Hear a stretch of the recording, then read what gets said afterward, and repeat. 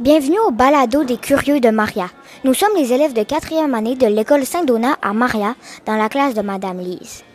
Nous sommes allés au Festival international de journalisme à Carleton-sur-Mer. Suivez-nous dans notre aventure. Bonjour, ici Crapoute à l'antenne de Radio-Canada. On reçoit Charles-Frédéric Ouellette ce matin, quelque chose comme ça? OK. On fait un balado sur le Festival international de journalisme, puis on avait des questions à vous poser. Bonjour, mon nom c'est Anna, puis moi ma question pour vous c'était pourquoi avez-vous décidé de venir au Festival du journaliste? Ah, c'est une excellente question. Moi, je viens de Montréal, donc je viens de loin. Mais j'aime bien Carleton, fait que ça me faisait plaisir de venir au mois de mai voir le festival de journalisme, voir la ville aussi. Et aussi, je m'intéresse beaucoup aux journalistes. J'ai été un peu journaliste dans ma vie et j'ai beaucoup d'amis journalistes et je trouvais que c'était vraiment un festival sympathique dans une ville sympathique. Ça faisait deux raisons de venir ici. On a interviewé Bertin Leblanc, le directeur du festival. C'est quoi les conférences qui marchent le mieux d'après vous? Là, pour l'instant, tout marche bien. Franchement, les salles sont pleines dans à peu près tous les endroits, la bibliothèque, l'église, le studio. Même ce matin, la revue de presse qu'on fait dans le foyer où on se trouve en ce moment était pleine à craquer. Donc, difficile de dire s'il y a un truc qui marche plus que d'autres. Tout marche vraiment très bien, en fait. On a parlé de la guerre en Ukraine avec Laura Julie Perrault. Plaisir. Moi, j'aime ça les curieux. Ah, c'est cool. Est-ce que tu es prêt? Comment vous vous appelez? Moi, c'est Henri. Est-ce que vous voudrez vous présenter? Oui, je m'appelle Laura Julie Perrault et je suis chroniqueuse aux affaires internationales à la presse. Est-ce que vous êtes content que ça soit fini ou vous êtes un peu triste ou vous êtes content que ça soit fini? Bien, j'ai surtout aimé beaucoup l'heure qu'on a passée ensemble à parler de l'Ukraine. Parce que c'est un sujet qui me tient beaucoup à cœur comme journaliste. J'ai commencé à m'intéresser à cette région-là. J'étais très jeune, j'avais votre âge en fait. Et à l'époque, je me disais, la Russie, c'était le grand ennemi du Canada. Puis je me disais, mais ça doit être plus compliqué que ça. Et donc, je suis allée dès que j'ai pu. J'avais 20 ans la première fois que je suis allée en Russie. J'ai appris la langue. Et donc, aujourd'hui, maintenant, la Russie est à nouveau l'ennemi. Mais je les connais bien. Donc, ça me tient à cœur de parler de ce sujet-là, parler de l'Ukraine aussi. On a parlé de hockey avec Brendan Kelly. Bien, l'hockey est très important pour moi. J'étais toujours un fan de hockey depuis... Allô? Bonjour.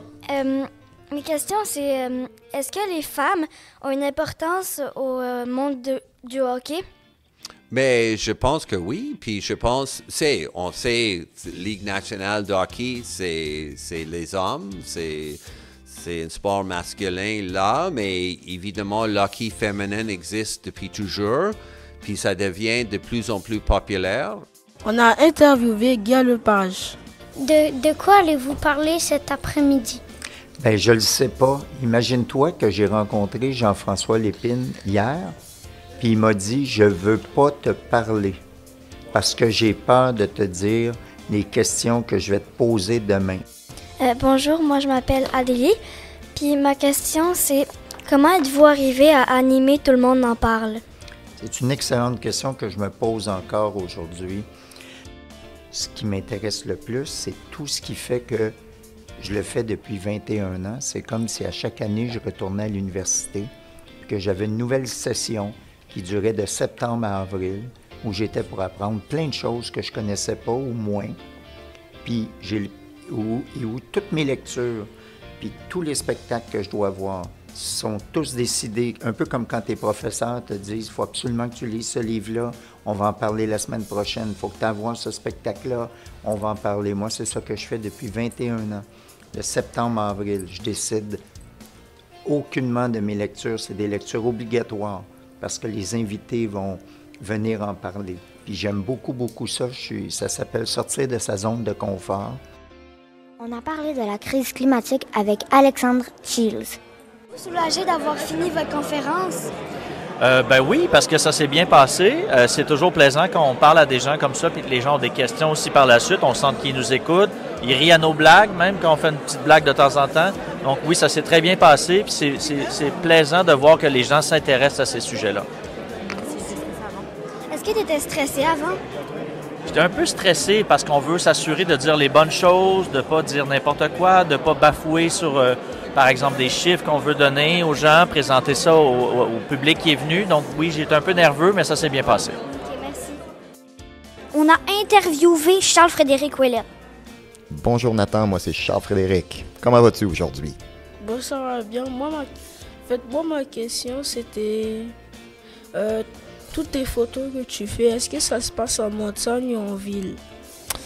Oh là là, ça c'est une bonne question. C'est-à-dire que je suis un amoureux de la nature. Il y a beaucoup des images que je fais qui se passent dans la forêt ou dans les zones sauvages. Mais il y a une autre partie aussi de mon travail où, lorsque je m'intéresse aux situations complexes entre les êtres humains, souvent ça se passe dans un environnement plus urbanisé. Alors j'ai tendance à bondir entre les deux. Quand je tenais de voir des humains, je m'en vais m'isoler dans la nature. Nous avons parlé avec Patrice et Émile Roy.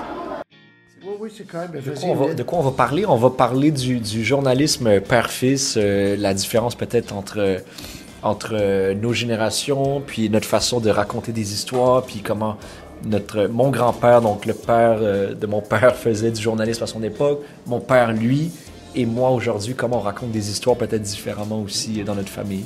C'est comme il y a des familles de pêcheurs, il y a des familles de bouchers, il y a des familles de plombiers. Nous, on est une famille de journalistes. Mon père était journaliste, mais dans un journal papier. Moi, je suis télévision. Tu sais, une petite boîte, là. Peut-être toi, tu connais pas ça, parce que les jeunes ont dit qu'ils n'écoutent plus. Et Émile, il est sur les réseaux numériques. Donc, on est 3 générations qui faisons ce métier-là avec 3 formes différentes.